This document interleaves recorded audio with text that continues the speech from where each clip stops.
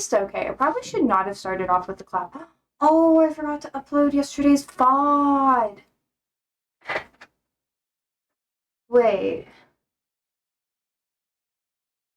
Wait a second. Okay, wait. I lost something. Give me a second. Give me a second.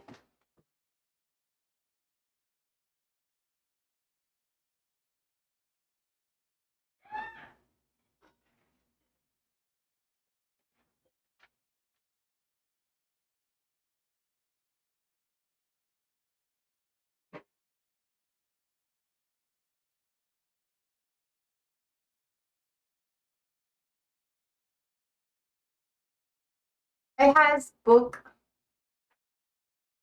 Book is good.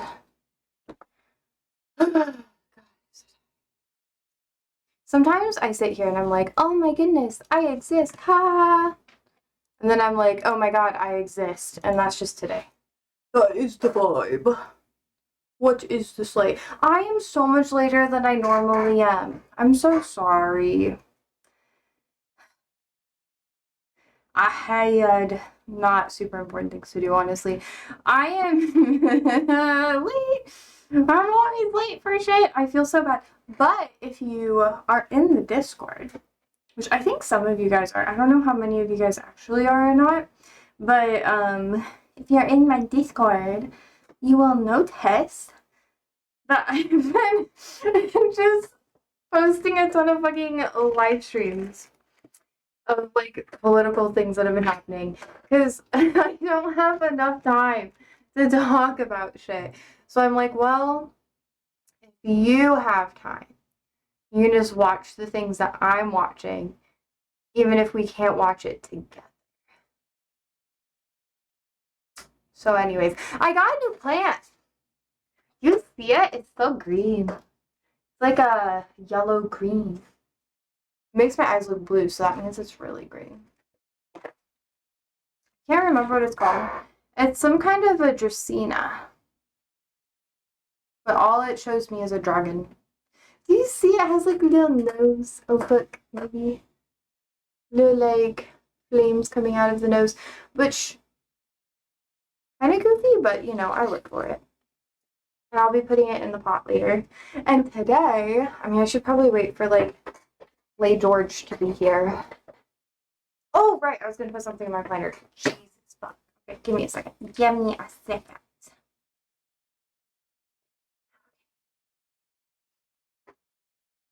I had work things to do.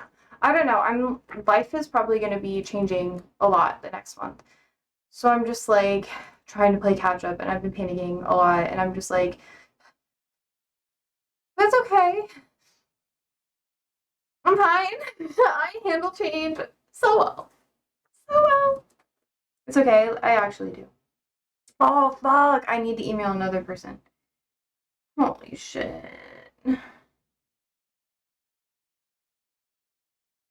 Anyways, today we're going to talk about Gothic stuff, which is really fun. Victorian things, which is low-key my specialty. I don't know if you guys know. It's like I never shut up about it. So I'm really excited about that. And then George is here. Hi, George. How are you?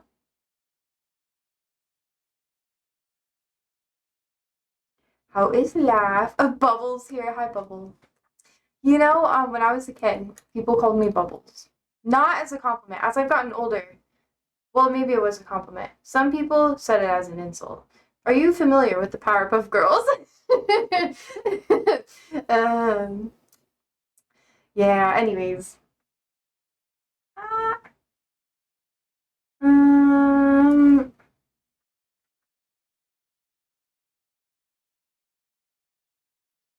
what have you guys been up to? Wait.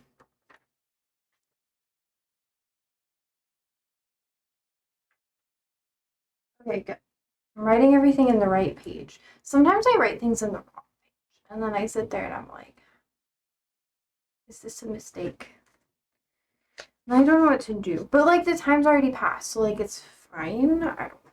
I really need to digitize my stuff. Anyways, Anyways. I'm really excited. I'm doing so much stupid shit, but I'm so hyped. It's gonna be so much fun. George says I took it easy today, too damn hot to do anything. Yeah, I know. Vibes. That's what it was like today for me too. Actually, yeah, I was kind of lazy. At my job, I was just listening to random stuff, and my manager was like, "You want to go home early?" And I was like, "No, I don't need to go home early." And then all of my coworkers, because we do stuff outside for the most part, and it was too hot to be outside, so all my coworkers were just sitting there on their phones, and I was like, maybe I do want to go home. I literally left like not even super early, just like 15 minutes early. Ooh, I forgot to log out. That's why I got this in the first place. So I need to text my boss. Okay.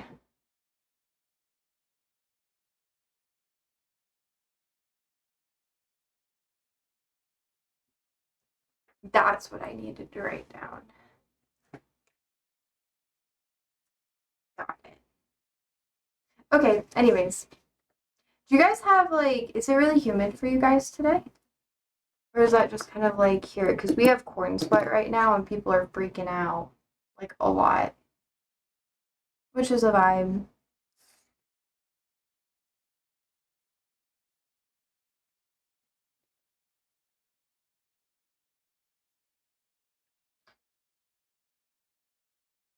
Today is going to be such a fun topic. I'm actually really excited. Even if you guys don't really care that much about it, I'm so hyped.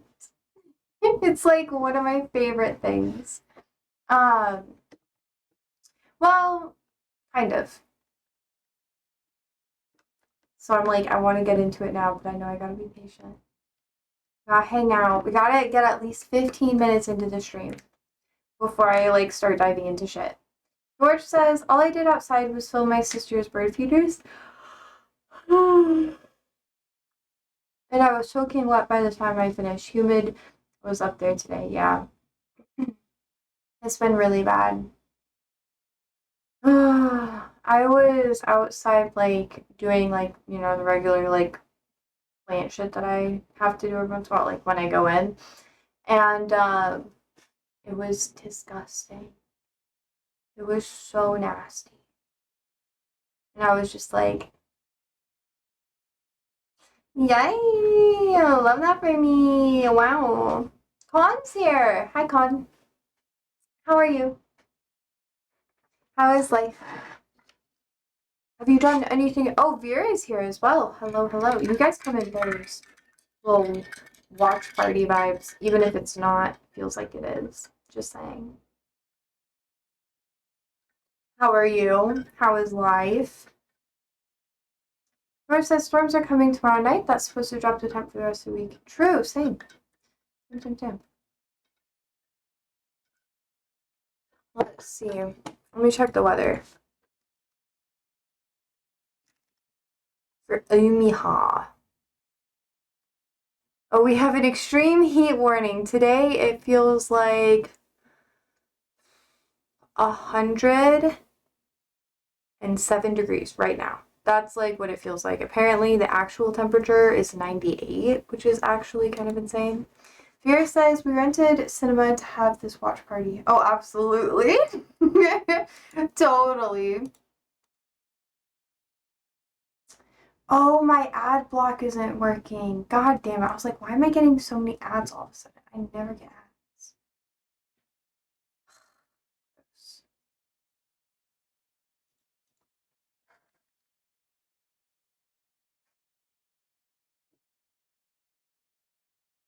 What is it?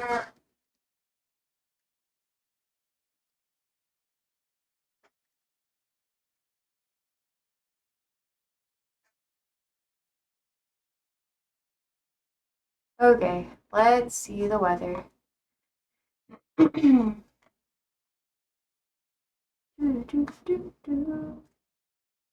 Tomorrow. Tomorrow's supposed to rain a lot. and the high is going to be 77. So we're going to have like a 30-degree drop, which is why I have a headache. And weather is cool. Well, it's like the small talk, thing that you're supposed to do with people. Like, you do the little dance. You're like, oh, good weather we're having. Or you're like, ew, it's disgusting. And then you get a complaint for a little bit. And then, or you could be like, I love this weather. And then everyone will think you're a psychopath. There's like not a lot of, in between there, You like weather? Yeah. There's this, I watch a couple of different weather boys on, YouTube. They're kind of goofy, though. Anyways, sometimes I've, like, thought about, ooh la la. Ooh la la is correct. Yeah. Do you guys know the meme of, like,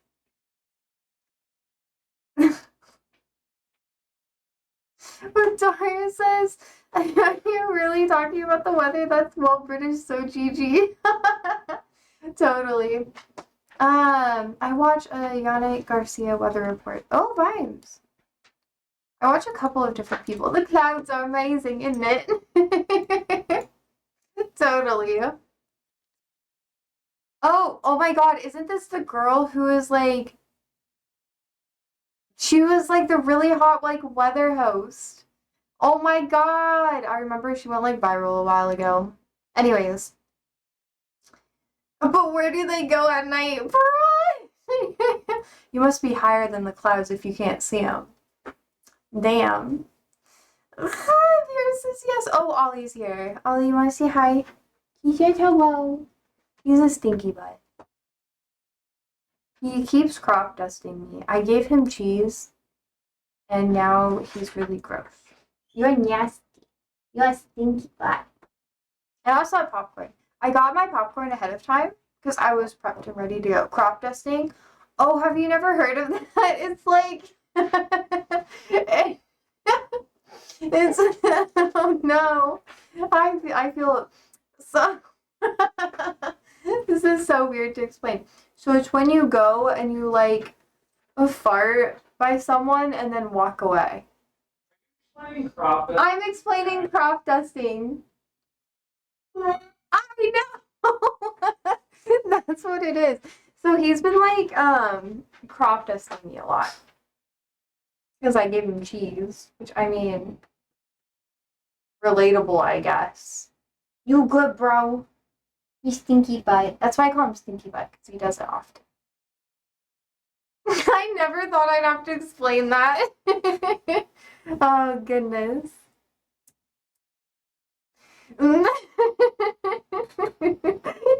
I know it's good when you guys are like silent. I'm like, oh yeah, they're thinking about it. Is that like a common English thing, Andrew? He has no response. Oh, what's been going on since you were here last? Good question. Darius, when's the last time you were here? I can give you a mini update. Darius says, I like crop dusters and Independence. We blew up some aliens by dropping a missile to a crop duster and showing up. Oh my god.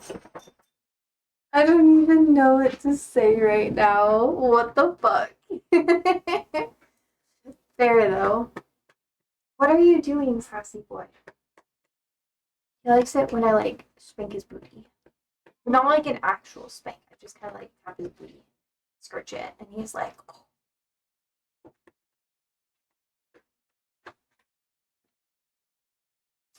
Yeah, but Vera, you gotta tell me, when was the last time you were here? Oh my god. Darius says that's the climax of Independence Day. A crop duster goes kamikaze and the mob up there. Oh, I don't know. Before summer? Honey, like so much shit happens to me that I don't even know. Andrew, what would you say has happened this summer? We got into a lot of protests. Yeah, we've done protest stuff, volunteer stuff. But here on the stream, I just kind of do like random history things sometimes. What else? You were here for the election stuff, right? So obviously that happened. I'm not gonna dive deep into anything though. But yeah, working 3 jobs. That's fun. I have no free time. Yo, is Climax automatic? You prude, bruh! Darius! Oh my god, Darius says, it's bad enough I've got back to the UK and they're tired. They tried to ban winking. You need to send an ID now. It's ridiculous. It's already like that in a lot of states in America, though. I think it's like that here in Nebraska, too. But whatever. What else has happened? I have lots of plants. I'm redoing my set. I'm not doing it every single week anymore. So I'm going to have more of a permanent background, which is really weird. But I'm also building out like 2 other sets, so. you thought that I would be like, ooh, let's leave it here. No, I'm gonna have like a really neat winter like cozy set, and I'm gonna have different sets for different vibes, as long as I'm here. And then if I move, then like, R.I.P. me, I guess. I'm gonna have to do different stuff all the time. Do you see him? He's so cute. He's so chunky. I have to take him to the vet tomorrow. I hope all goes well. Darby says anything that's over 18, like booze, sex, drugs, etc. To even go on Reddit, they demand you upload your face and ID. Weird. Is it warm in America? Yeah, it's like 100 right now, where I'm at. It was 100. Same beer. It was 103 today. Like that was the actual temperature of midday when I was working outside. It was gross.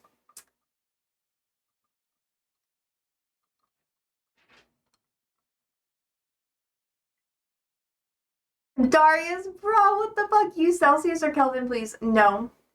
Damn, water boils at 100. No. I knew you guys are cursed. You're cursed. I'm not really converting it for you guys. I would say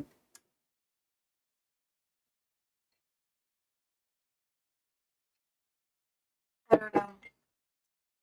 I don't know. My brain's not gonna math right now. I'm really tired. I was up really late. I got like a decent amount of sleep though. Yeah. Got my daily workout in.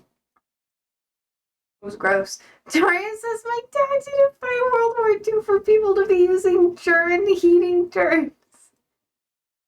Ah,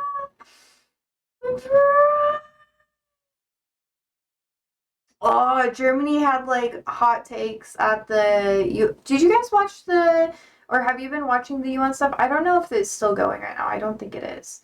But long story short, it was whether or not there should be a 2-state solution with Israel and Palestine, and that was interesting to consume.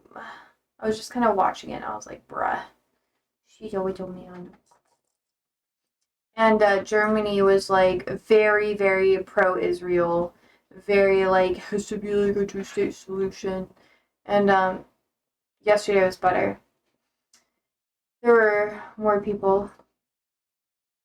Dari says there's no way there can be a 1-state solution, can there now?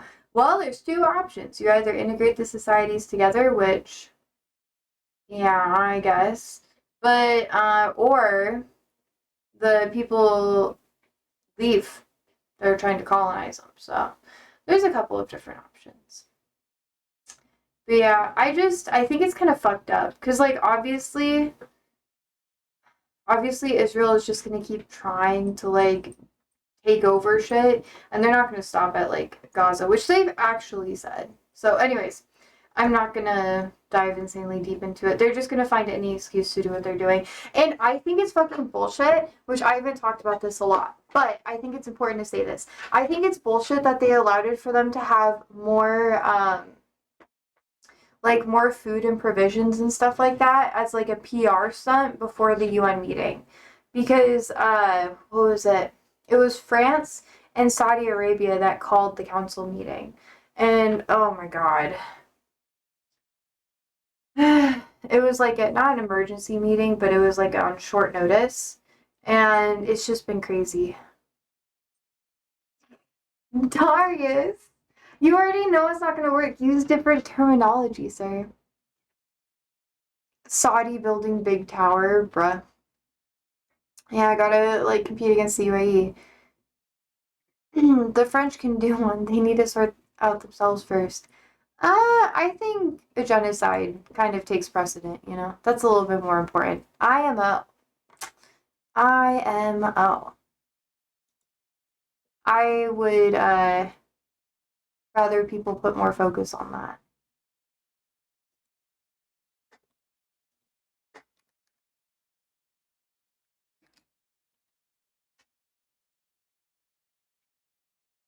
Oh man, there's more now. I was worried. Have you seen the way France treats its immigrant population? Yeah. Have you seen the way Israel treats the native population?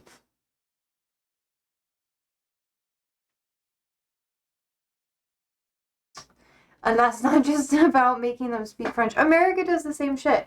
Most countries require that you speak the language in order to get not most, but a lot of countries require that you speak the native language in order to be allowed to be there. TBH, France is one of the first countries that did that. And then America copied them. Is that good or bad? I don't think it's a great thing. America basically wiped out other languages here in the 1800s. Because, like, America isn't even, how do I put it? America's not even that old, you know? People say it's a lot older, or they think of it being a lot older than it really is. It's not that old. What is it, like 1776 or whatever? 1778. That's when, like, a lot of legislation was made. That's when like a lot of the English versus the American Revolution, like that whole thing happened. That's not that long ago. And then right after that, the French Revolution happened. And then France decided that they wanted to have not necessarily more of an education system, but they basically did a cultural cleansing of anything that wasn't like in the main cities. And then America was like not necessarily copied and but they just followed suit. They were like, oh, we can get away with that too. And they basically did that. It was crazy. Daria says, ideally, you want your population to speak the same language, unless it's French, which is irrelevant, and should be replaced with English because Brexit means Brexit. But there's like many different places or many different countries have multiple languages in the country. You know, like Canada has French and English. They have French regions. Like America technically had 3 regions. You had the French-speaking region, which was in the south, so think like Louisiana, Florida, and that's why places like all up in like throughout most of the Eastern Bible Belt, at least a lot of them have a lot of French names and stuff because they were basically like French colonies, I guess, for lack of better terms. But yeah, and then most places on the southwestern parts of the United States, they spoke Spanish, and then northern United States, northeastern especially, spoke English. And then they made it all illegal to speak those different languages in lots of different states in the mid to late 1800s. Even early 1800s with like I think Louisiana. I think it was the mid 1800s. And then the war happened, the Civil War happened, and then there was another wave of nationalism that happened shortly after. So, yeah. South Africa has loads. It's true. Yeah. Because Brexit means Brexit. What do you mean? But yeah, no, languages are like really interesting.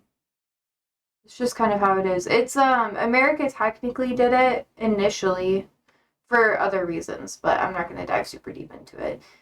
It wasn't just about like having a unified language. It was more about erasing competing cultures because they were really worried about there being another civil war and parts of the United States fragmenting more. So they were really trying to push to have a unified language so there would be less of a likelihood of them to fracture. Let's see. Vera says, yeah, language is cool, otherwise hard to communicate. Can be. But having a unified language is not necessarily all about, like, what I just said. It's a lot of countries try to have one specific language, or at least a motive to have one specific language is to prevent the country from fracturing. That's why over time dialects kind of like unify. And you have instead of regional dialects or accents and stuff like that, eventually, like, especially with social media and stuff, it goes away. Daria says English is, well, good because it was seen as free of the church and other Romance languages and became the language of science. Not necessarily. English was not free of the church. Like, at all. Like, no, the Church of England spoke English. Like, technically speaking, if you wanted a language that was free of, like, more religious influence, you'd have to go with a Germanic language. So maybe German, Dutch, something else. Swiss, Swedish, or something. Would you like the whole world to only speak English if you could choose? No, absolutely not. That's not, like, I'm literally learning other languages because I don't like English is it leaves out so much stuff. And culture, as well as how your brain, like, mentally processes stuff, is shaped by the language that you use. Like, different languages require you to use your brain physically different. So Arabic is a wonderful example. I've talked about this multiple times, but you actually use two different processes in your brain when you're learning Arabic. So people who have had, like, strokes or brain damage or something that, like, a disability or something that makes it harder to speak a language in a specific way, sometimes it's easier for them to speak, like, Arabic or some other language because of how it's structured and how you have to use your brain differently when forming words and stuff. It's fascinating. Am I fluent? No, not yet. I'm still working. It's hard. Well, all languages are hard, but yeah. Daria says if these aliens come here, they're gonna have to learn English or go back to space, bruh. Vera says what? I know, Con, same. Just like... Okay, Darius. What the fuck? No, but it's seriously a thing. I wanted to talk a bit about, like, Victorian stuff today, and honestly, it kind of ties in really well. Like, Latin had a really big resurgence in American culture after not World War I or World War II, pardon me, after the Civil War here in the States, which was in the 1860s, right? Not even, like, 200 years ago. Not super recent, but also, like, not recent, So they were obsessed with, like, Catholic imagery, like, and Protestant imagery, honestly. So, like, you have a Victorian period. I thought that was just as technically here in the United States, they have different words for it. I think it's called, like, fuck. It starts with an O. We call it the Victorian era, though, because, it's so tied. What is an alternative name for the Victorian era? Starts with an O. Or the Gilded Age, yeah. There's also some other term. It's like the period of opulence. That's what I've heard a lot of. But yeah, the Gilded Age. But the Victorian era encompasses more of, like, my studies, so that's what I, like, call it instead. So yeah, so you'll hear, like, Gilded Age used, like, synonymously here in the States, although technically the dates are kind of different. So I just say Victorian. But all throughout the United States, there was a really, really big push to have like more Latin focuses. So people were really obsessed with like France, the French language, Spanish too. They were really interested in it because it was like integrated, They were like, oh yay. They were really obsessed with death, like in a really weird way. There was like you guys don't know this, or maybe some of you do, but way, way back when, like I'm talking during the medieval time period, when Christianity was like really, really popular. God, it's so fucking nerdy. This is also what I want to talk about, so it's relevant. But when Christianity was like really popular back then, people were like really obsessed with like dead bodies and shit like that. And Victorians were very similar. So when they were copying like old cathedrals and like lots of Gothic infrastructure, even lots of castles were built all over the United States. They're called like Scottish baronial castles or like other baronial types of infrastructure. And even like those, anyways, we're getting too deep into the weeds of it. But there was a huge emphasis on that. And that's also why stained glass is really popular, because they were in a ton of cathedrals and they brought it in here and they were really excited to have it. So it was weird. They did lots of weird shit. But yeah. The Victorian era was really weird. They were really dark and morbid people. It's kind of crazy. But anyways, Vera says, do you have AC in your house? Yes. Daria says, is Manifest Destiny part of your Victorian period? I am basing this off of Red Dead Redemption. I think Manifest Destiny was like beforehand. It was like right before the Victorian era. So I'm maybe the oh shoot, I forget that time period. When did Manifest? But late 1700, actually early to mid 1800s. Destiny happen. 1840s to 1850s. Yeah, it was like right before the Civil War. Is that like late 1700s or mid 1800s? Well, in the late 1700s, that's when America started expanding a lot, especially like more west. Manifest Destiny happened in like 1840s to 1850s, but places like, how do I say it?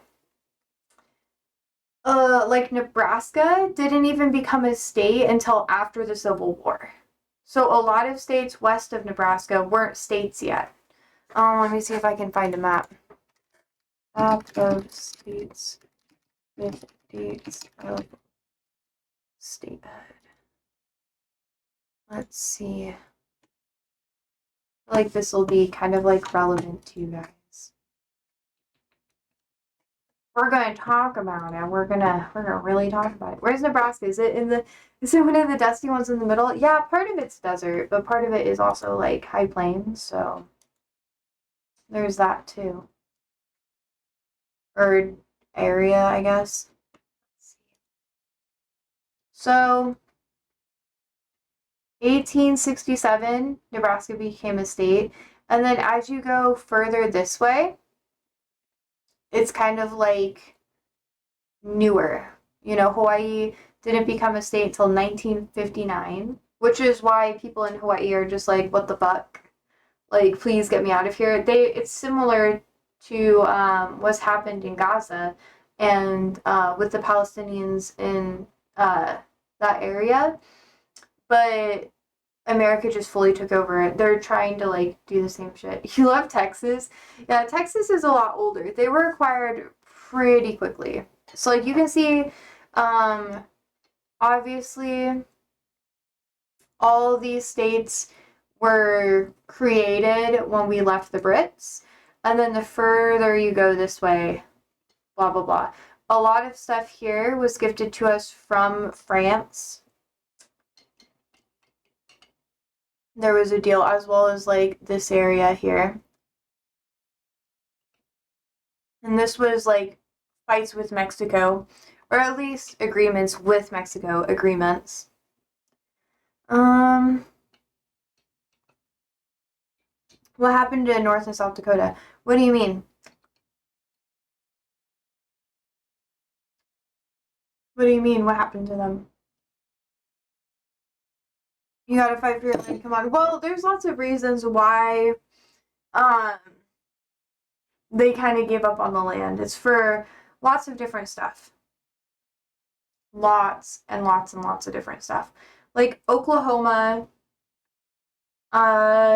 was technically not like, yeah, we paid France 15 million for that land. Yeah, we did. We did. The Louisiana Purchase. Like, let me find a map of the Louisiana. This is one of them. Let's see. Yeah. Here is a good map of it. So, America purchased this land in 1803. Spain had this land here, which is why they spoke Spanish. Oregon country was just kind of like the Wild West for the most part. New Orleans and stuff like that. That was all French. This was all French. All in here. This was all French. Technically, Spain had Florida. I always forget that, but like, yeah, they had Florida. It did have some French like influence, which is a whole different thing. Kanye can probably buy the whole nation. 15 million, damn, yeah. Yeah, no. Well, they didn't really want the land. That it was hard to maintain because like this is all what was French land. So this was Spain. Spain. UK was up here. That's why they spoke English over here. Technically England. This was unclaimed, and this was United States. The Orange Bits looks like a cross between Trex and Trump, bruh. Louisiana fell off. Not really. Louisiana is actually pretty good. The infrastructure is really difficult for a lot of complicated reasons. Like, if Louisiana and, like, this region here, so, like, Louisiana, Missouri, Oklahoma, and all that stuff stayed French, I think, and like speaking French and stuff like that, I think they would have been able to maintain more infrastructure. So, what if France makes a refund? Bruh. Nah, I think it would be very, very different if they weren't forced to abandon the languages that they had. But that is more to do with legislation against like slaves and primarily the Native Americans, trying to keep the Native Americans from like being able to vote and that sort of thing. That's a whole different thing. Beer says posture check. I know. I need to sit up better. No. But yeah, there's a lot of history behind it.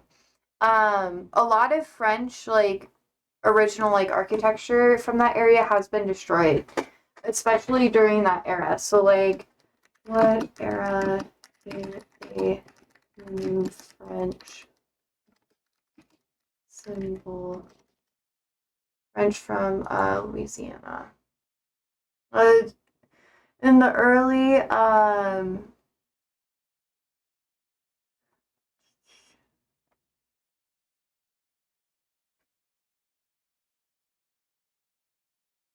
yeah, the Civil War was like a really big part. But let's see. Yeah. So it was, let's see.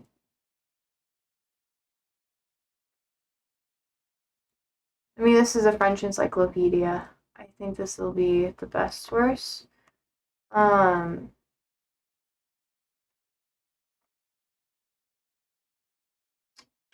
me find the dates.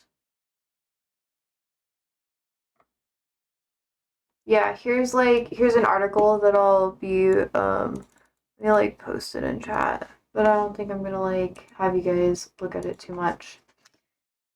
But yeah, long story short, let's see, French colony, blah blah blah blah.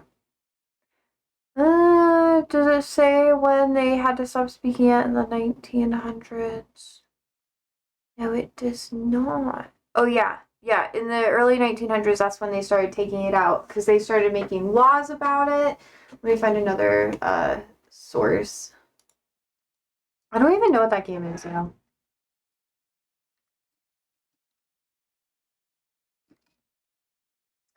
Uh,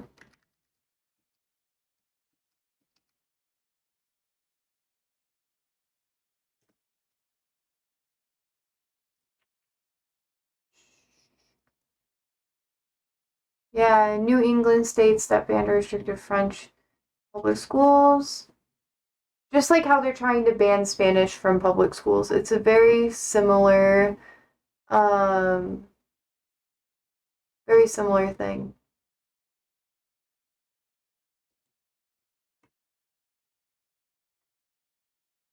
Okay, here's like another one.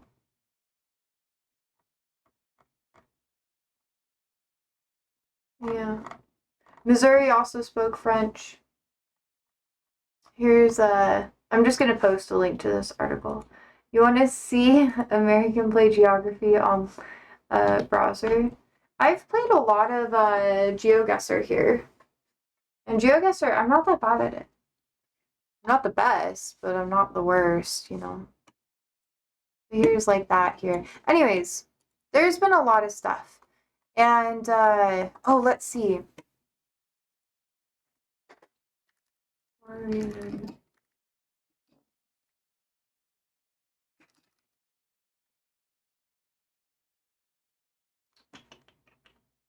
Yeah.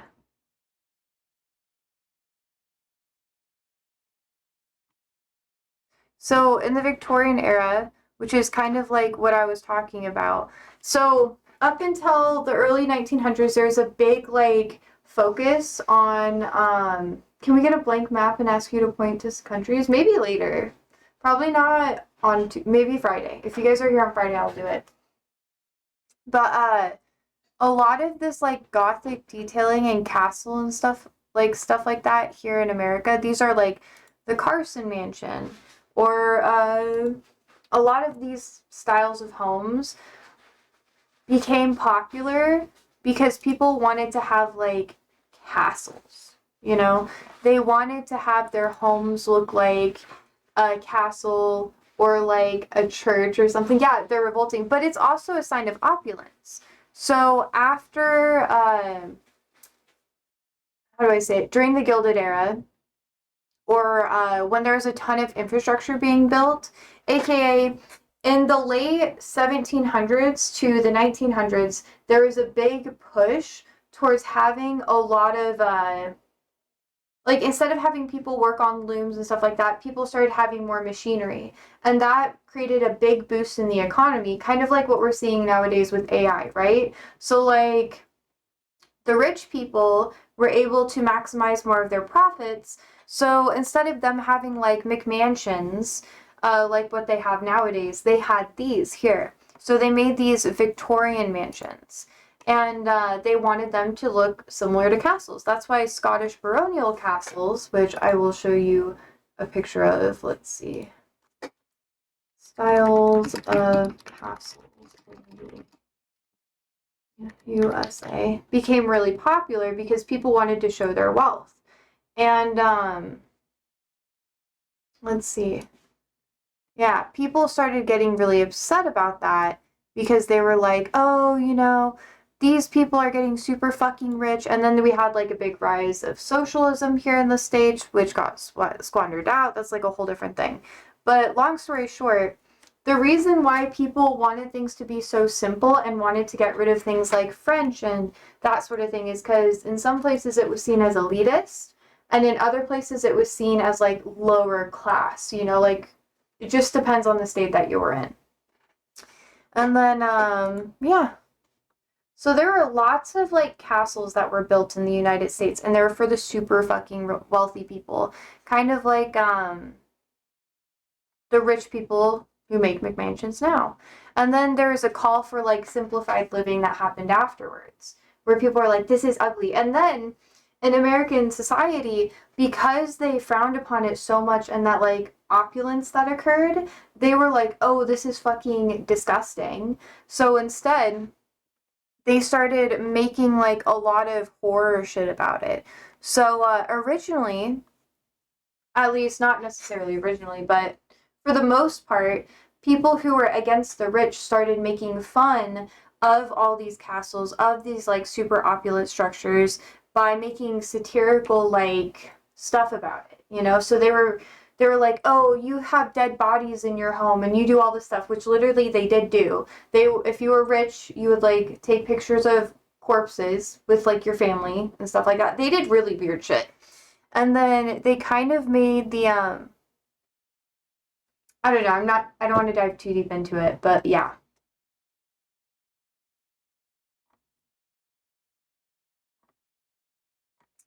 They just basically made fun of them. And that's why we have the horror themes that we have today because over enough time it just kind of became part of our culture to think of like scary things being Victorian like mansions or you know, castles and stuff like that. But up until that point, it wasn't seen as like spooky or scary at all. Like literally not at all. Fun fact. I don't know if you guys are interested in that, but it's really cool. And that's why people talk about it being haunted all the time and like all this weird stuff. But it wasn't really like that beforehand. Here's another one. This is a Scottish baronial home. Um, at least with the towers and stuff. Actually, this is more. This is more like that. It's very extravagant though. The portraits are fascinating. Obviously, Gothic literature started in the UK with Walpole. Kind of, yeah.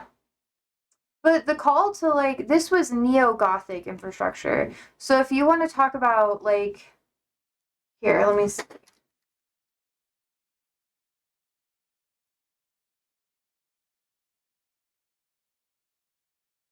So like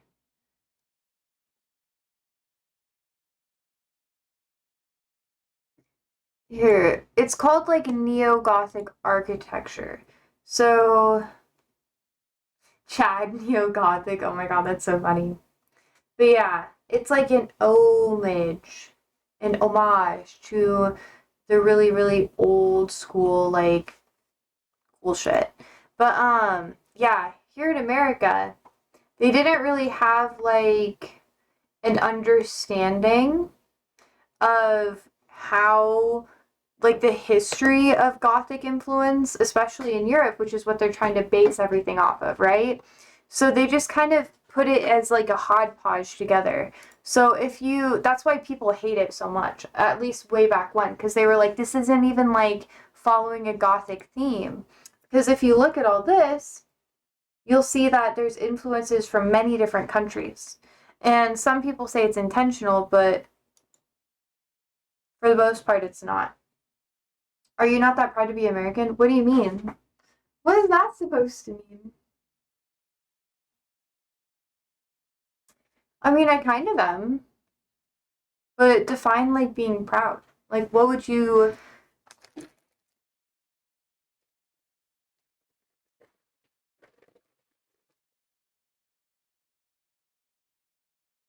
I don't really have pride in a country. I'm not a nationalist, you know, or into nationalism.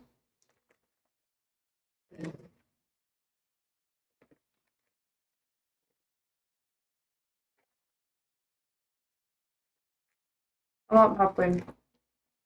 You don't say much nice stuff about your country, focus on the negative aspects. I'm curious. Because I do history. I could teach history. And most of the American history, if not all of American history, is like bloodshed. Hmm. You're dissing buildings from the Victorian era tonight. Yeah, because they deserve to be dissed. People romanticize them because they want it to be something that it's not. Yeah, it's a key part of history, and it can be cool, but it's history. Like the reason why they all went to disarray and why, like, I have a video we can watch if you want. I can dive into it. I try to keep sources for everything I learn. If you want to, we can watch it. It's really short. It's like 5 minutes. But it doesn't have a great history. We'll talk about some of the stuff I discussed, but they hit it from a different angle. But yeah, they were basically the McMansions of the time. And rich people, like, they look cool, I guess.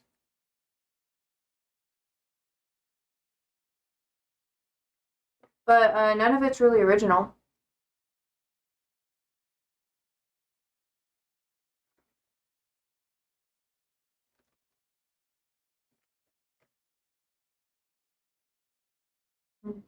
I feel better. I need a popcorn.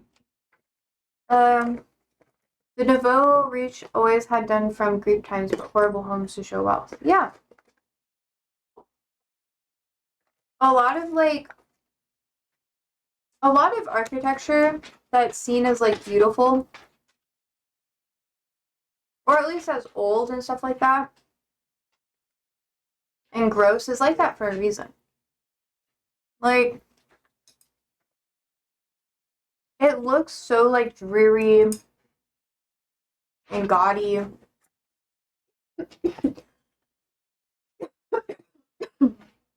Oh my god, I choked. That's also cool at the same time.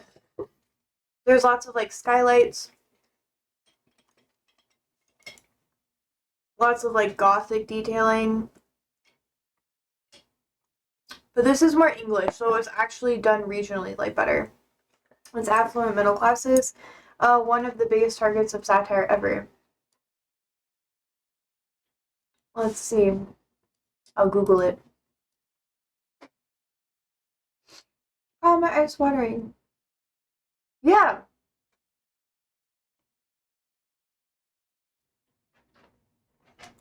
Hmm.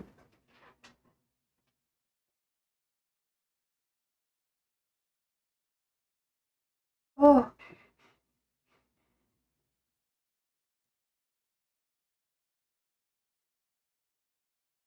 No, but that's what a lot of like Victorian mansions were at the time. Yeah.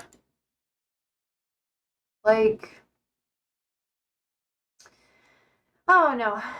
Some people really like it, but yeah. That's what Victorian stuff was, you know? The Victorian castles. This one's cool though. I'm cool with this one because it's more modernized. It's kind of giving McMansion though, so it's when they use like, I don't know. Like this one's okay. It's okay-ish. It just feels like a gimmicky thing though. Oh, Belarus got a car parked out of a double garage classic. Yeah. I don't know. Yeah, a lot of villas like that were really popular about the like way back when. Um, especially like Victorian homes. You know, we might as well just like watch the video. We can just watch the video. And then you guys will be like, oh yeah. I think that'll be better. Cause like I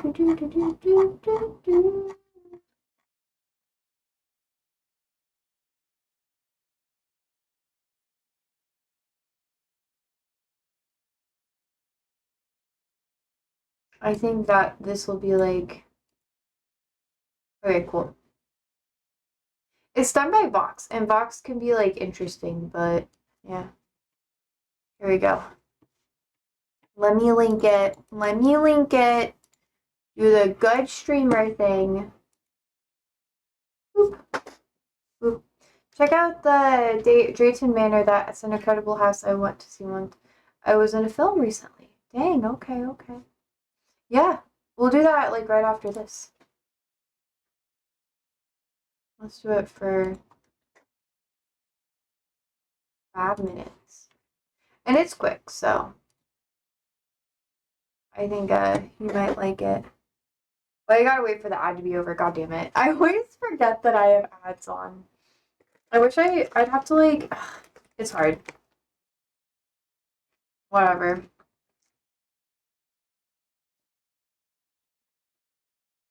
All right. 40 seconds. But this video is pretty good.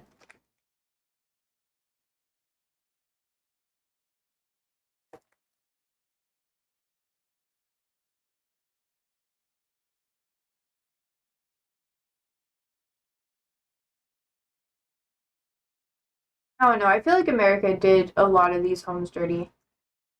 Or at least, I don't know. Anytime there's like a big recession, people get really like, jaded. For valid reasons. These, Victorian homes were like a key sign of wealth. Especially like, Victorian mansions and stuff.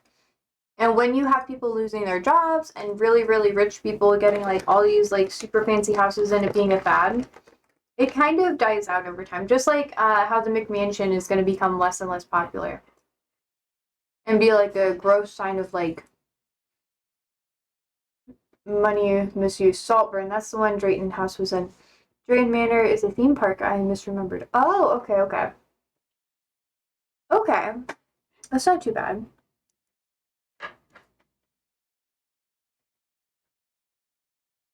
There you go. I'm going to keep eating my popcorn. Oh no, it's muted. There you go. Now it's not. Tower. This is the Victorian Mansion. Its ghostly presence traces back to paintings like this one from the 1920s, artist Edward Hopper's House by the Railroad, which shows an old Victorian house abandoned and isolated. Remember this one because it comes back in later. Throughout 20th century pop culture, similar-looking mansions appeared again and again as signifiers of dread in horror movies, television, and Gothic pulp novels.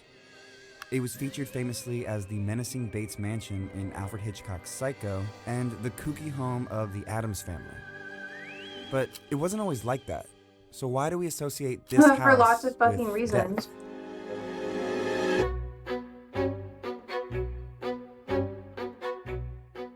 The later part They of the literally Victorian had era, corpses named on after display in England's their Queen homes. Victoria, was known as the Gilded Age in America.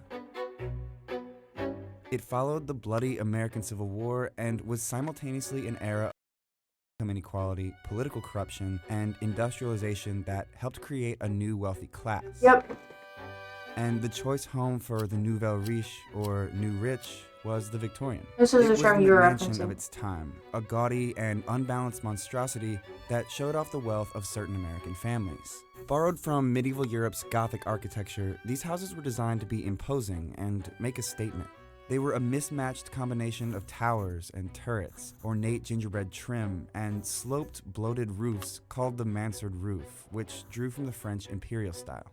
Inside was a maze of rooms like parlors, drawing rooms, libraries, and observatories. Places that were often The observatories are unoccupied cool, with though. the curtains drawn to keep out sunlight, which could damage the clutter of heavy, expensive furnishings. Those chairs are really Spooky, cool. right? Late 19th century wealthy Americans wanted to emulate Europe. Oh, there's a But bit after of a World jump War scare I, happening that changed soon. as I don't the know if it American happened or vision not. turned toward progress and innovation. Modern architects ushered in an era of clean lines and simplicity as the new hallmark of taste. The Victorian, in comparison, became an antiquated symbol of excess, whose architectural style was described as grotesque, and the mansions were called mongrel types, desecrating the landscape. Critics of the time began to associate the houses with death, offensive reminders of the troubling Gilded Age. These houses slowly became an unwelcome presence, and eventually the wealthy owners moved on. And when the Great Depression swept across the country in the 1930s, a lot of the houses were abandoned or became boarding houses for the working poor. Without their affluent tenants to maintain them, the ornate structures quickly eroded, deepening their association with decay. Enter Charles Addams, a cartoonist working for The New Yorker who introduced the world to the Addams Family, a reclusive collection of ghouls who are morbidly antisocial and mysteriously wealthy. A toast to the glorious mysteries of life. to all that binds a family as one, to mirth, to merriment, to manslaughter. These popular cartoons began appearing in the late 30s, but it wasn't until November 1945 that Adams finally showed us the exterior of the strange home the family occupies. It was the Victorian. The Addams family was a dark perversion of the ideal American family, and their mansion represented that. Charles Addams later said in an interview that he chose it because Victorians are just better for haunts. It was here that the Victorian became permanently associated with horror, and by the time Alfred Hitchcock made his iconic film Psycho in 1960, audiences immediately recognized the Bates Mansion as a place of unspoken dread, of something not quite right.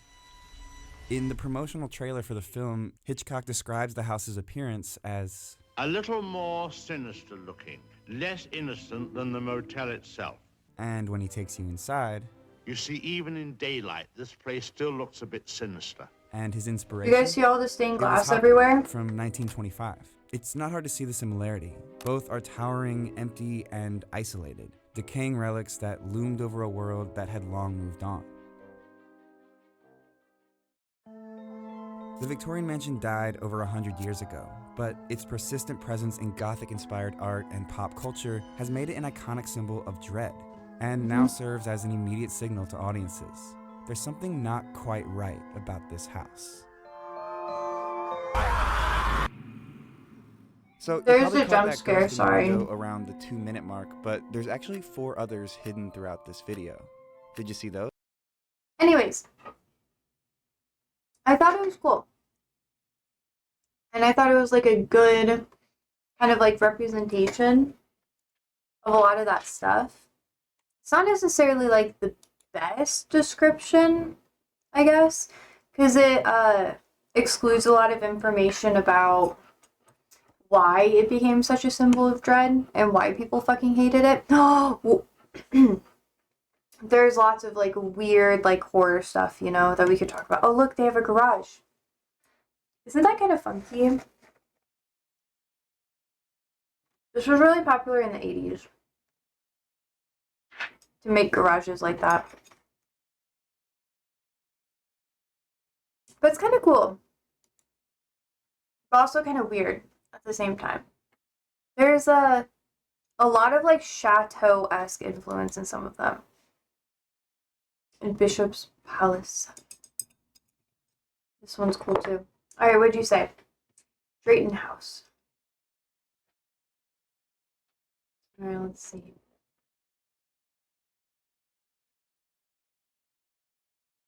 Hi, Ollie.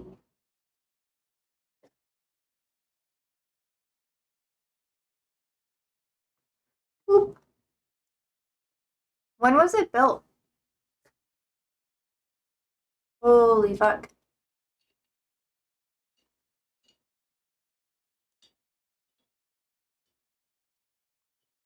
Damn, that's actually really fucking nice. It's very like...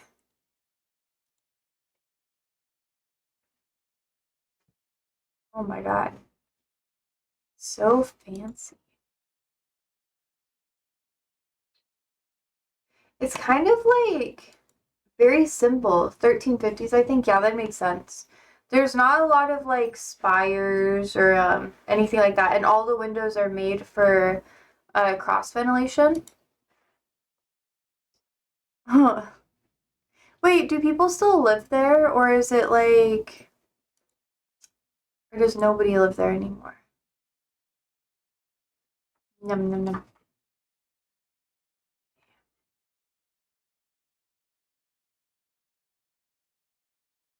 Anyways, I'm getting like too deep into it. Yeah, people live there? Fuck. I bet they made quite a bit of money off of saltwater. Well, maybe they didn't. Maybe they like knew the person who was making it and they're just like, yeah, we'll have you stay here for a little bit if you want. Use it for a set or whatever. I don't really know how a lot of those agreements work. It's probably easier to film if it's like a private residence instead of like a historical building. Like a public building. Yeah, that is true. Daria says, strangely, most of the people that own these places don't have as much money as you think. It's all tied up, and the houses are shitholes inside. Yeah. Mm-hmm. Hundreds of years of people not renovating. It destroys shit.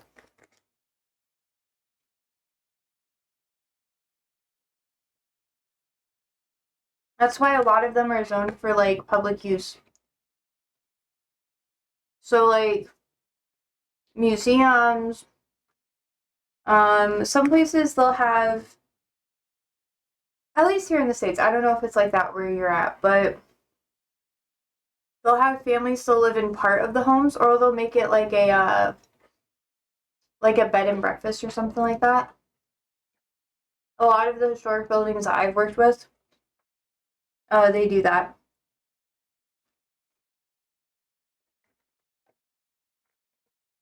There's one in where is it? There's a really lovely couple who runs a Castle B&B in Wisconsin.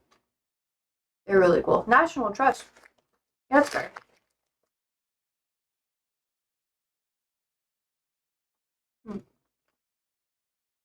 Oh man, on Sunday, there's a lady who was talking to me about like the Nottingway plantation or whatever, and she was so upset. She was like, "You need to treasure this place," and I was like, "Girl," and she was like, "I got married there," and I was like, "That's not a good idea." Oh well.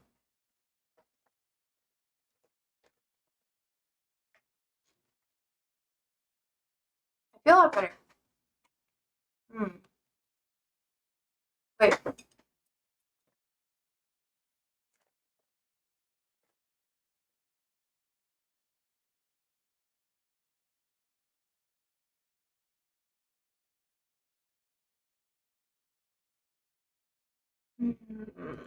Yeah, the Bitmore Estate, that's like a really, really popular one in Asheville, North Carolina. It's huge. Like, oh my god. And look at this part. This, like, giant. Look at that. Look at that. They were just, like, milking money, you know? Like, straight from the teeth. They didn't even have to work for shit. They just got it. Granted, I think they had, like, slaves and stuff, so that's probably why they had this, but yeah, a lot of people, do lots of events here. It's wild. But this part's really cool. I would love, because you can see they have some French slash like Spanish kind of detailing here, which is really cool. But they should have more plants. It's kind of sad that they don't have more plants. And they have like a giant Christmas tree. And it's just, all in all, it's kind of like Gothic vibes. Ew, no thank you. But yeah, you can see like, it's very like Spanish. Oh, and there's that room that I was like pointing out before. I think this is like I don't know if this is like a real image. It feels like not real.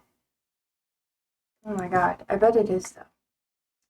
Yeah, this part's cool. Oh, that's actually really clever. Ah, man. The rich, you know, the opulence that they have is insane.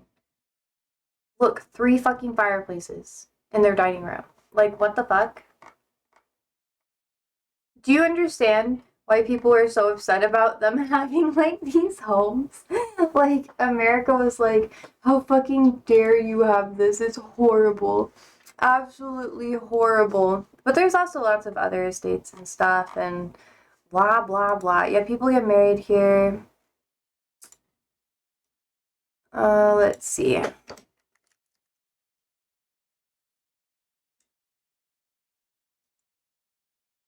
Yeah.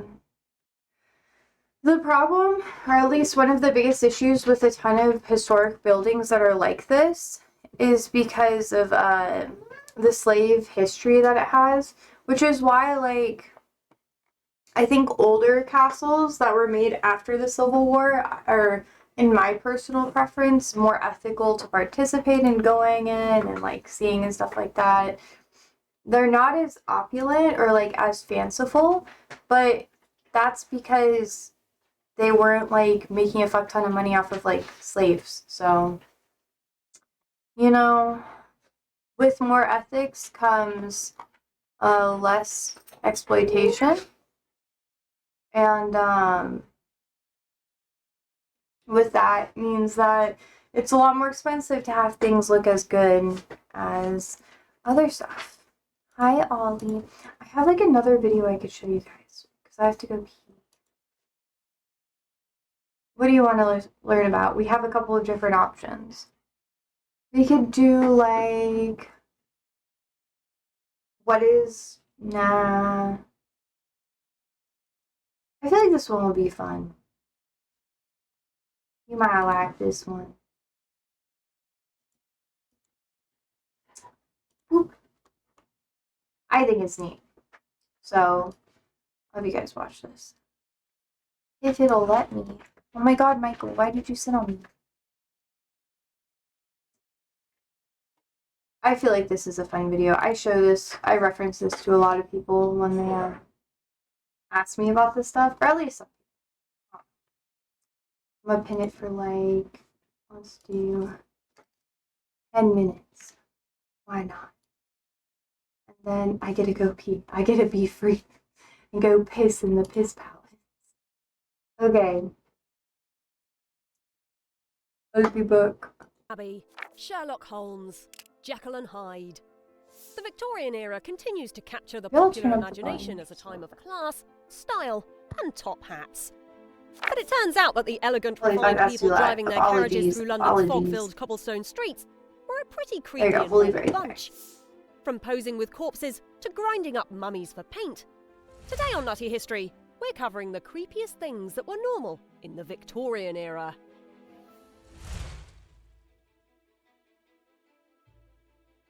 Her Majesty Victoria, Queen of the United Kingdom of Great Britain and Ireland, Defender of the Faith, Empress of India. These titles belonged to Queen Victoria from 1837 until her death in 1901. She ruled for 64 years, longer than any monarch who came before her. Victoria's reign was a time of immense progress and innovation in science, medicine, legal reforms, literature, and popular culture. In many ways, the modern world began to take shape during this time. But because there were so many new inventions and developments, things we take for granted now took some pretty weird forms at first. For example, one of the exciting new developments of the Victorian era was the newfangled science of photography. Getting your photograph taken started out as an expensive luxury, but as the art proliferated, it became cheaper, much cheaper than having your portrait painted. As photography became more common, people would very naturally take pictures of all the corpses they could find. Wait, what? Yep, Victorian corpse photography was a thing. Though it seems gruesome now, they'd prop the corpses up on stands and pose them like they were still alive, sometimes even painting eyes on their eyelids for, realism. And then they'd photograph these bodies, often with their living family members standing around them. Hey, we all grieve differently. Why did they do this? Well, at the time, disease was still a huge issue. There were epidemics of typhoid, diphtheria, cholera, you name it, and many families tragically lost children before they could be photographed. Plus, poorer people might not want to splurge on a picture until after it became clear they would never have another chance to get a likeness of their family member. Death was everywhere in the Victorian era, and they were used to it.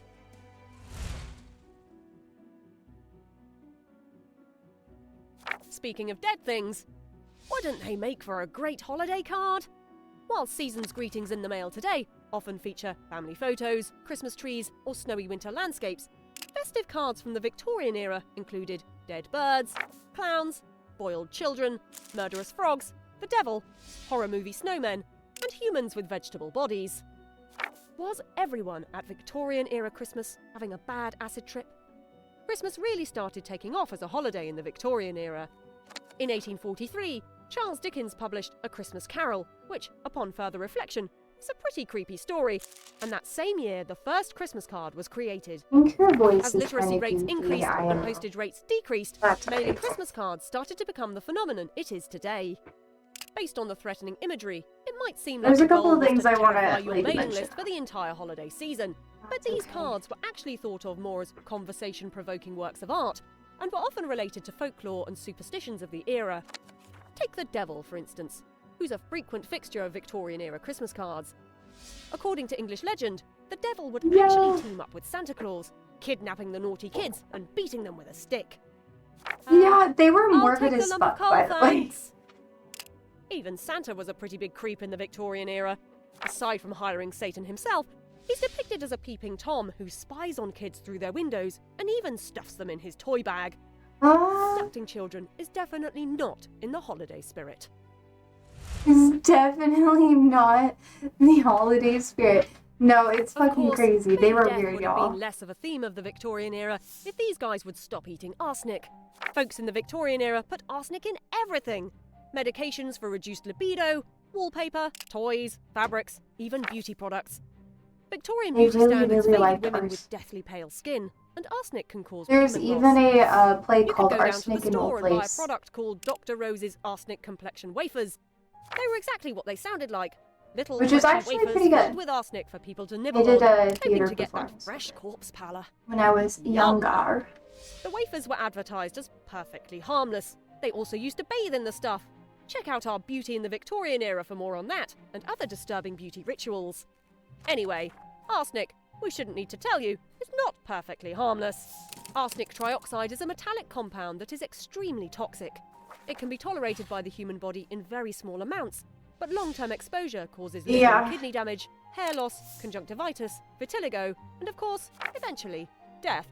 To make matters worse, if you start to build a tolerance, it becomes addictive. It's not like people didn't know the stuff was bad news. The first major use of arsenic was as a rat poison, and there were a whole bunch of arsenic poisoning murders throughout the 19th century. That's why, Apparently hence people thought it the was play worth it, but Arsenic that in bit Old would hull Place. and glow. It's a murder thing. Oh, this one is wild. I'm gonna have to The weird pause obsession of it. Victorians with death and dying extended to those who had died thousands of years ago. Yeah. There was a huge fad for the style and culture of ancient Egypt, another time period known for its intense death rituals. Victorians loved Okay, I'm appropriating gonna explain this Egyptian for a second. artifacts. So this is like one of my favorite things. Not because I think it's cool or anything, but because I think it's really fascinating. So Egyptians had a lot of like, obviously mummies, right? And mummies were, we could talk about like a whole, honestly, I have a link to a video that would probably be like relevant. We're not gonna watch it, but I'll find it later. I actually just need to get into the story, otherwise I'll get too distracted. Anyways, but Egyptians had a lot of mummies. And this was all before the Rosetta Stone. And the Rosetta Stone is a tablet that was found in the 80s that had Greek words, Egyptian hieroglyphs, and they were able to translate the hieroglyphs because they already knew like ancient Greek. They're like, oh, this is a language I already recognize, blah, blah, blah, blah, blah, right? So the Rosetta Stone was really important. But up until that point, they didn't really understand what mummies were, and they didn't really understand why they had them in the first place. So there was a herbal tonic that was called mume by a lot of Arabs, and it was really popular as like a form of medication. And long story short, it became really popular in Europe, and people used it for a lot of things. They used it for paints, they used it for medication, they used it as like just a tea. Some people thought it tasted good, and they even used it for makeup, just like the ground up mume. And then it became super high demand. And when it became high demand, there was a loss in translation, and people started getting mummies instead. So they thought that it was like a thing that was called the same thing. Like they did it, most of the people who were consuming mummy didn't even understand that they were consuming mummies at that time. They thought they were consuming the tonic mume. They thought the paint that they were using was called mume. And by the time, like the early 19th century, like towards the end of the Victorian era, people were just like, oh fuck, this is like actually kind of fucked up. And it became more public news. And that's when it became less popular. But up until that point, Egyptian stuff was really, really interesting. And this was, keep in mind, this was when most of like North Africa, the Levantine belt, which would be Jordan, Palestine, Lebanon, you know, that sort of region, that was being colonized by a lot of different countries. So there was a ton of artifacts that were just kind of being taken by those colonizers and just distributed everywhere. And because people were like, oh, I've never seen this before, this is kind of interesting, yada, yada, yada, they decided to just bring it into their homes. So a lot of people who had mummies didn't even understand that they were dead people. Like, looking back on it, you know, we understand what they are now, but there are so many symbols and stuff like that they put in their architecture, that they had in their homes, and they even took like scarabs, like old scarabs, which like, this is another fun fact about like Egyptian history. Sorry, I'm such a history nut. This is like what I love, okay? So like people would take, or the Egyptians, when they would mummify someone, they would take a scarab, or at least like a bejeweled scarab, like kind of decoration, and they would put it in the place of someone's heart, right? And that was something that was like very important, because you know how we view like the mind to be our consciousness? They thought the heart was their consciousness, and they wouldn't bury anyone without it. So they would take it out of the mummies and they would wear it as jewelry over their hearts, which I think is kind of ironic. A little sick and twisted, but we didn't know about a lot of those details until we deciphered the Book of the Dead, and a lot of like ancient like ritualistic death stuff that was in a lot of like old grave sites, ruins, and that sort of thing, or pyramids and that stuff. One last thing that I want to mention is that the Egyptians did not have such an intense focus on death and stuff like that we think that they did, like the ancient Egyptians. And the reason why we think that's so is because the only artifacts that we have from that time period, from that era, is the stuff that was focused around death, because their tombs and their death rituals and all the artifacts that were in those tombs were the most well-preserved items from those eras, because they were so untouched for so long.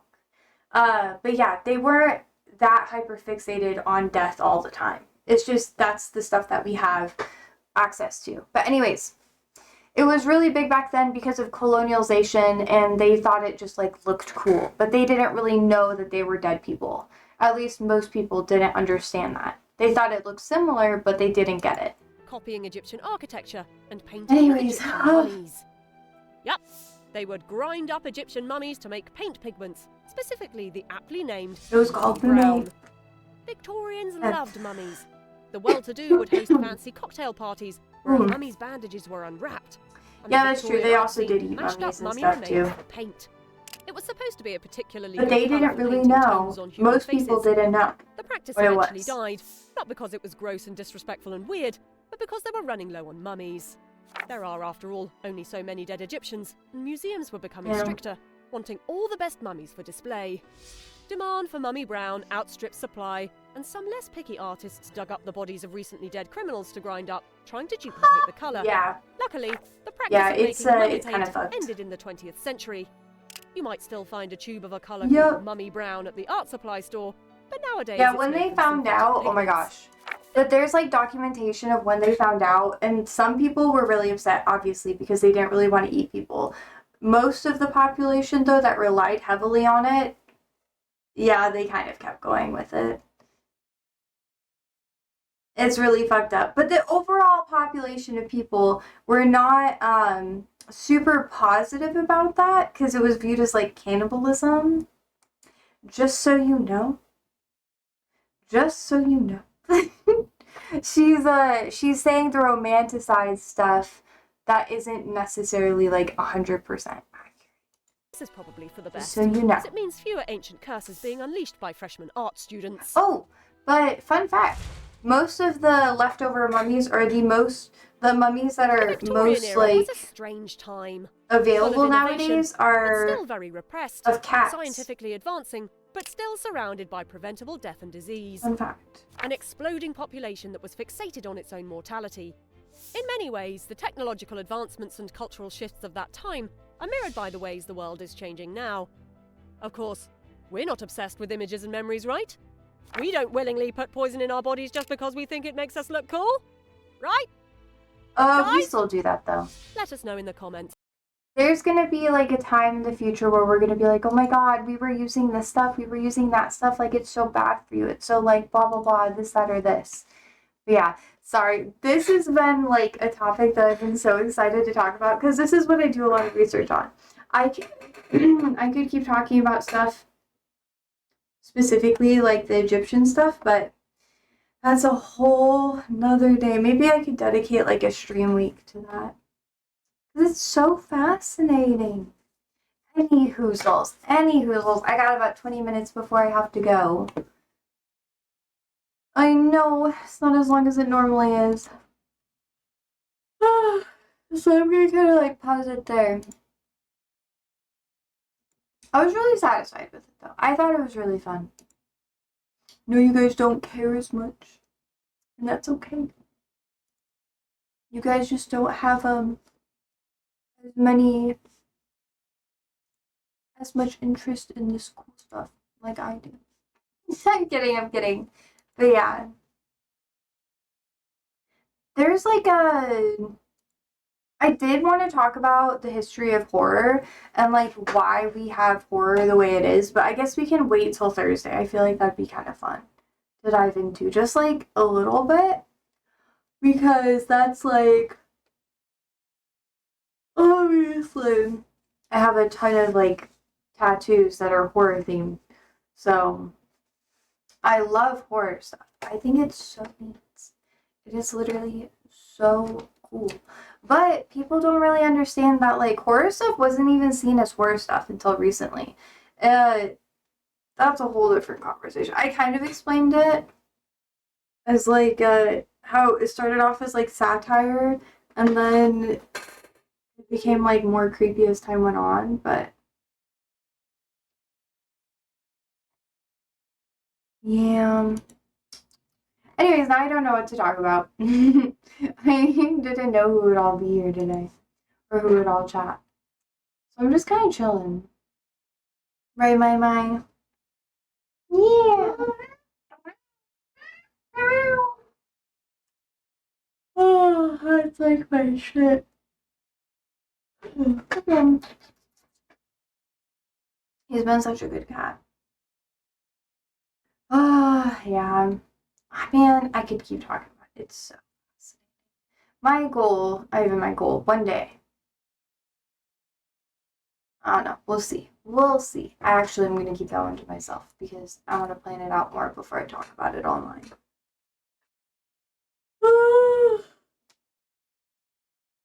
I don't want to give too much away. It's kind of interesting, like, ghosts and horror things used to be... Nah, no, we're going to save that for Thursday. I have, like, a lot of other stuff I want to show you before I dive super deep into it. So, like, the Victorian era is fascinating to me. It's just an era of, like, opulence, as well as, like, huge economic, like, turmoil. This was before we had, like, a lot of infrastructure to protect people. Labor unions were really controversial at that time, especially in the States. Marxism was becoming popular, at least during the late Victorian era. Which sparked a lot of things. How far back does horror history go? Super fucking far back. Like, literally as far as American society, not even American, but like people enjoying, like, horrible, like, horrific stuff that goes back thousands and thousands and thousands of years. Oh. But the way that they consumed it was different, obviously. So instead of it being, like, books, or movies or anything like that, it was just like stuff that they would consume, like, as a public.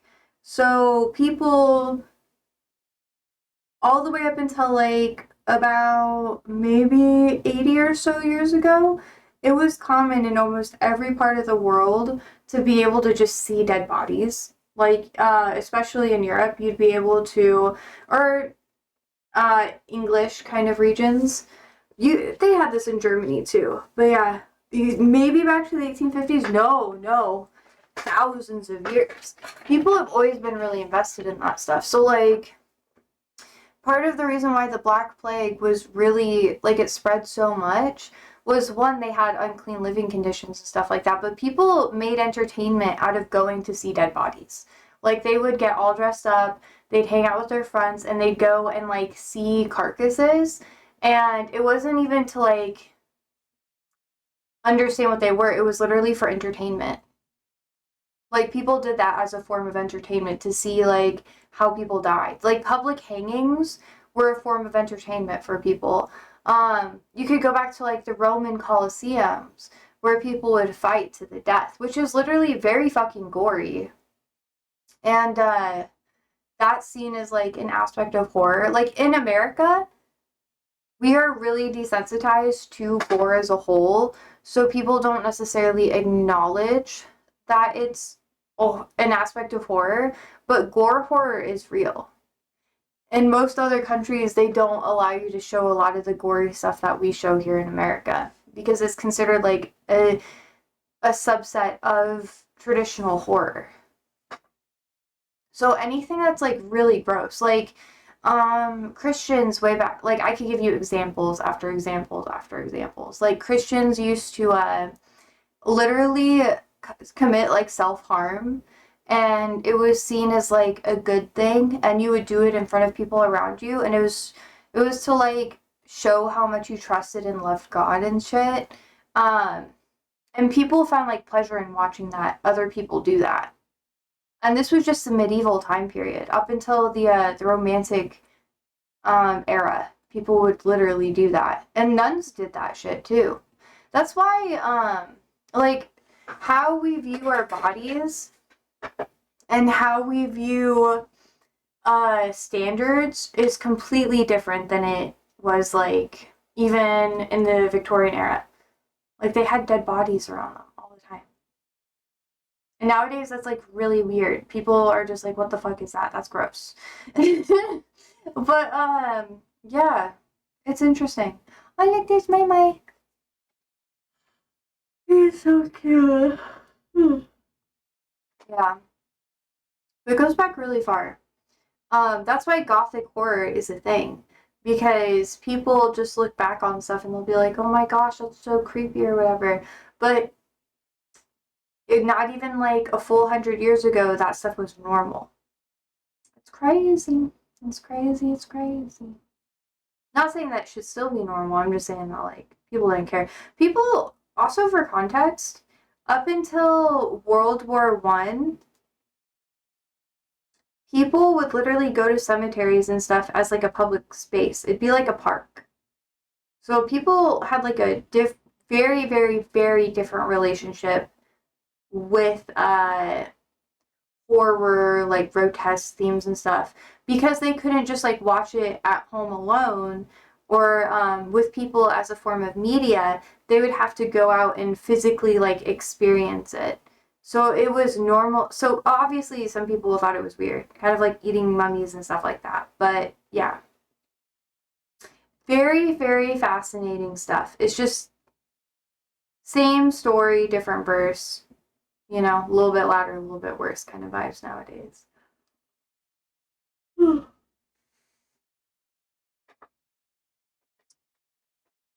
don't know. I think it's fascinating.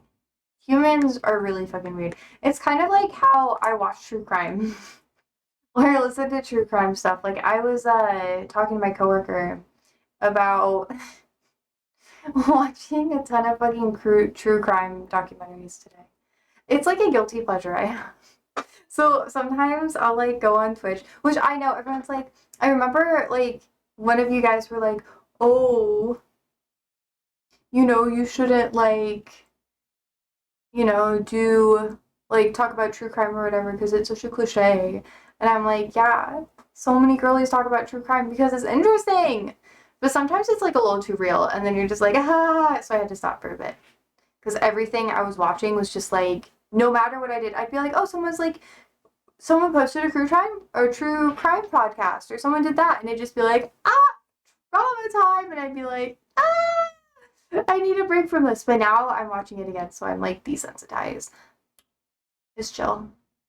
George says, so you're encompassing all kinds of stuff as horror. Well, technically it is. Like, just think about it. Like, imagine what horror would be before you had, like, books, or before you had television or movies and that sort of thing. Like, you have to translate it to what they had available and what they would have to do to obtain that. So, hence, like, going to cemeteries all the time and, like, paying to see dead bodies, and it's like, or hangings, or like public executions, and you know, or people literally like watching other people self-harm in the name of God. Like, it wasn't really about God, it was about how people thought it was crazy and they wanted to see it. They were like, whoa, but they didn't have like a screen that they could hide behind, or like other people's words. They had to like watch it. Also, think about like old nursery rhymes and like fucking tales that they would tell children. Like, that shit's crazy. Crazy, crazy. Like in Cinderella, in the original, you could just look into it. They're all like fucking crazy. It's cool though. Crazy. But yeah, no, that's what horror was back then. It's just, we have different forms of media or different ways to consume things, so that's why it's different now. Also, look how happy. He's so cute. He's a weird cat. I can't even talk about all the weird shit he does to me. And in this house. Because I know you probably... Oh! Oh my god, this is so weird. But I feel like it's important. Actually, it's not super important. But it's interesting. So, like, that is my mind spot. I know, he doesn't let the other cats really lay on it. So, like, last night, Bixby was laying on this. Sometimes Bixby will go in the hole. She likes the little... Wait, where is that? The little hole right there. And then Siri, I've seen Siri, like, he doesn't like to be up high. He's, like, afraid of heights because he just eats shit all the time. He falls a lot. He's not super coordinated. So he lays underneath it. And sometimes Michael will lay in that little basket thing, but not often. He doesn't really like it much. He likes being as high as possible. He's like, I'm king of the mountain.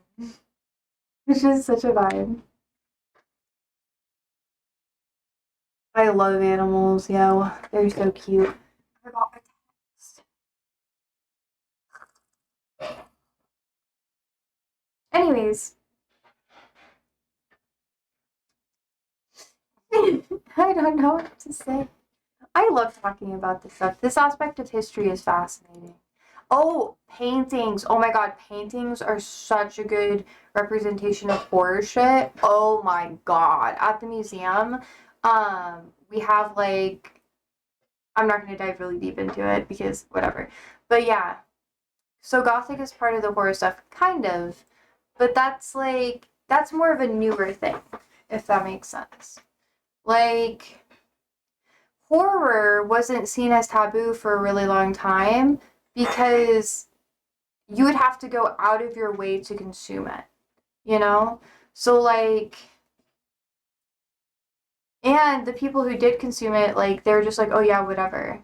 It's not like you could get criticisms from, like, other parts of the world on the things that you view to be normal as entertainment. You would, like, maybe if you had, like, a foreigner come in and just be like, oh, like, what the fuck is this? Then you'd be like, huh, this is kind of weird, isn't it? But people were very isolated to the extent where they only experienced things within their community. When you don't, how do I say this in the best way? When you're in a bubble like that, you don't view things as weird, even if they're batshit fucking crazy, you know? You're just like, huh, that makes sense. And then they roll with it. They're like, yeah. Oh, why do folks dress up in Gothic stuff? Oh, what do you mean?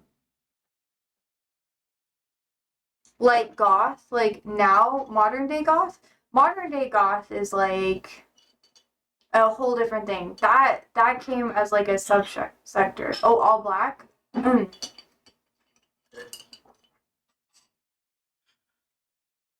Actually, being goth isn't wearing all black. It depends on what era of goth you're talking about. But most of the time, people would wear a lot of old vintage clothing from the Victorian era. Usually, a lot of it would be darker colors. And that was because people wouldn't be able to wash their clothes as often. So, if you like dark navies, maroons, reds, and lots of black, because black doesn't show as much dirt and like when it's like really fucking gross, right? So, Gothic fashion and Gothic subculture has a lot of different subsects. And God, I hate how I know this. But one of the big reasons why Gothic culture became so prevalent is because people wanted to be more, not necessarily wanted to, but some people were intentionally trying to be more eco-friendly. This kind of came in the after the 70s, you know, that big whole like flower power, like very bright, vivid colors. People were like, oh my god, we're wasting so much. They kind of had that consumerist like criticism back then. This is when obviously a lot of like left-leaning stuff was happening more publicly with the youth. And people were trying to counteract that and be like, okay, I'm going to wear old clothes. I'm going to consume like vintage fashion. And that just so happened to be darker clothing. Now, in the 90s, people kind of like romanticized that a bit more. So why all the dark makeup on the face? Well, that's not necessarily a traditional Gothic thing, just so you know. A lot of people did start doing that, but that was more of like a punk goth vibe. So traditional goths didn't wear that. They kind of like at most, because, oh, this is a whole thing. A lot of it started off as stage makeup with like Kiss, like metal bands and stuff like that in the mid to late 80s. And then people started being like, oh, I know, we'll leave soon. I'm explaining goth fashion. I'm almost ready. But that dark makeup, that's like a different subsect of like goth culture. The more like modern day like gothic makeup actually comes from the 90s. And even in the 90s, you couldn't really buy like black lipstick, you couldn't buy God, I fucking know too much about this shit. You couldn't really buy like a lot of like makeup that we would consider to be goth makeup nowadays, like red eyeshadow and stuff like that. People just kind of took what they had. So they would put like lipstick on their eyes, or they would take like a liner, like a lipstick or an eyebrow pencil or an eye shadow pencil and put that on their lips, and that would be their black lipstick. Or they would take charcoal, like burn like a matchstick, and take that charcoal and put that on themselves instead. So that sort of gothic, how many gothic generations are there? So many. Every 5 years since like the 60s, there's a different form of goth. And then you could say that neo-gothic, or the gothic that we were talking about like in the Victorian era, that's not even original gothic. Like, it's something that has been coming forward in society for the past like 1,000 years. So like it'll become fashionable and then it'll go out of fashion. So think like oh man, there were lots of queens. Oh, when tuberculosis was really, really popular, people were really, really pale, right? So people would lighten their face with either like skin lightening treatments, or they would put like white powders all over their face, and then they would have darker contrast with their eyes. So they would take charcoal and put it around their eyes, or like around their eyebrows. Most of the time they would actually like try to get rid of their eyebrows too, because that was kind of the look way back when. But yeah, really fascinating. Fashion is like so cool. It's so interesting. And especially how it interacts with like culture and society.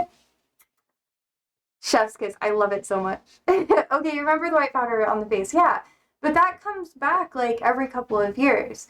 That originally goes back to tuberculosis, which, you know, you could also go back to like the plagues that happened. You could go back to even ancient Greece, where having lighter skin was seen as more, depending on what era you're from, by the way, that was a very popular thing. Just to have like very light, kind of like almost porcelain, marble-esque features. Almost every culture goes for that. So what generation of goth were you? I would say I'm more traditional goth. So like, I don't dress like super gothy or do anything really gothic like that, but I do approve of and try to honor a lot of those traditional like gothic vibes because I think it's very inspirational. Wearing a lot of like older clothing, used clothes as a whole, getting more used furniture when and where you can, encouraging other people to do it as well. Like I would say I have a mix between, I can't wear a lot of Victorian stuff because it doesn't necessarily fit my style and I don't really like it, but like the 90s-esque, like mid 90s, like heroin chic goth, that's like the stuff that I really like. So like really dark like greens and maroons and navy blues, and like I wear lighter colors too, because like you can be gothic and wear light colors. It's, or OG goth is about sustainable fashion. That's what it's all been about. But people take it as like some fucking fashion statement because they're just cosplaying it. They're not really understanding the message behind the movement. And that's a whole different thing. Whole different conversation. And then you have punk. Punk is different than goth, but they traditionally wear like more black. And both are heavily influenced by, at least for the most part, heavily influenced by old traditional gothic stuff. So like think cathedrals. That's why punks or like more traditional goths, where they dress more Victorian-esque. They have lots of like crosses everywhere. There's a brand that has crosses all over it. Very popular. People wear it to like the Met and everything. The Met Gala. Brand.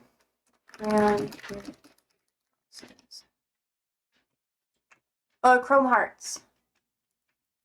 So this brand has been like really, really popular for a really long time. I'll like give you the link, but they have a lot of roots in actually more punk than they do gothic styling.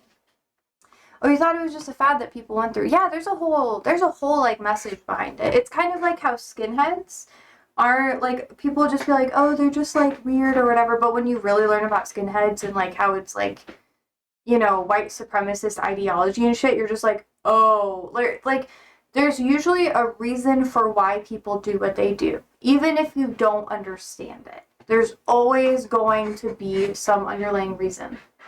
Okay, I'm almost ready. He's being such a bitch right now, George. He's like, hurry up, we got to go. But yeah, no, it's not just a fad. It's actually something that's very prevalent. But some people just be like, I like it, I think it looks cool. And I think that's neat and all, but I'm just like, yo, like, you're missing an opportunity to get involved in sustainability in a way that you may not understand. That's why when I get rich, no, I'm kidding. When I get more money, I'm just gonna wear like vintage, sustainable fashion. So like, yeah, or I buy stuff from brands that are more sustainable if I have to buy something new. Because the way that I personally would like to dress and the way that I am allowed to like dress in the positions that I work in are two very separate things. And sustainable fashion is very difficult to participate in if you don't have a lot of money or if you don't have time. So like, I don't have the time to go to Goodwill or to go to like thrift stores all the time and find good quality clothing that is vintage. So I would have to buy it online. I used to sell vintage clothes too online. Like I would, not a ton, but like a little bit.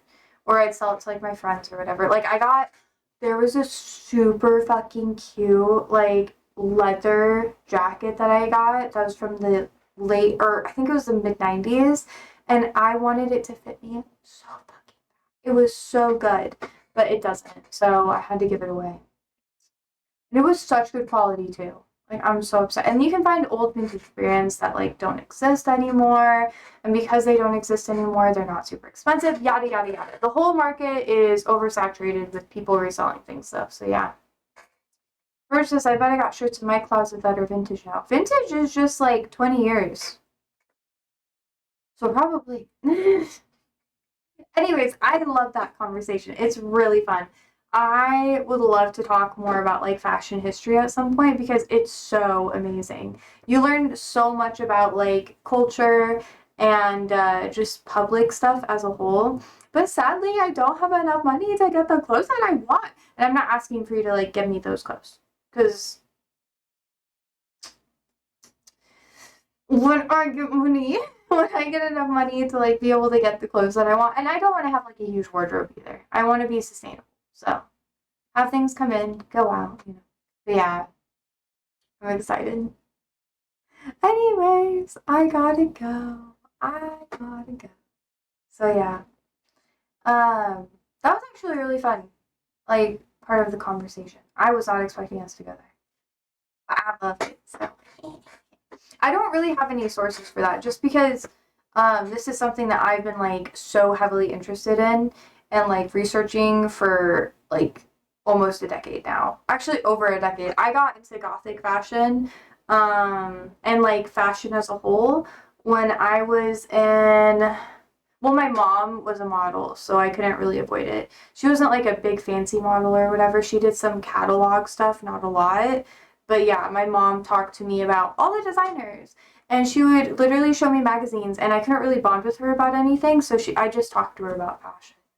And I don't know, I've been getting more into it now that she's like passed away. I know, sob, cry, cry. But yeah, we'll see how it goes. I don't know. I've been up in my game because it feels better to look good. I don't know why. Helps your confidence too. But anyways, I got to go. So I hope you guys have a wonderful day. I will be seeing you guys tomorrow for a cooking stream, which will be really nice. And I hope you guys, I love the little cat emote that you have. That's so cute, by the way. It's just, strutting their stuff. Anyways, I hope you sleep well, stay safe, stay alive, and toots.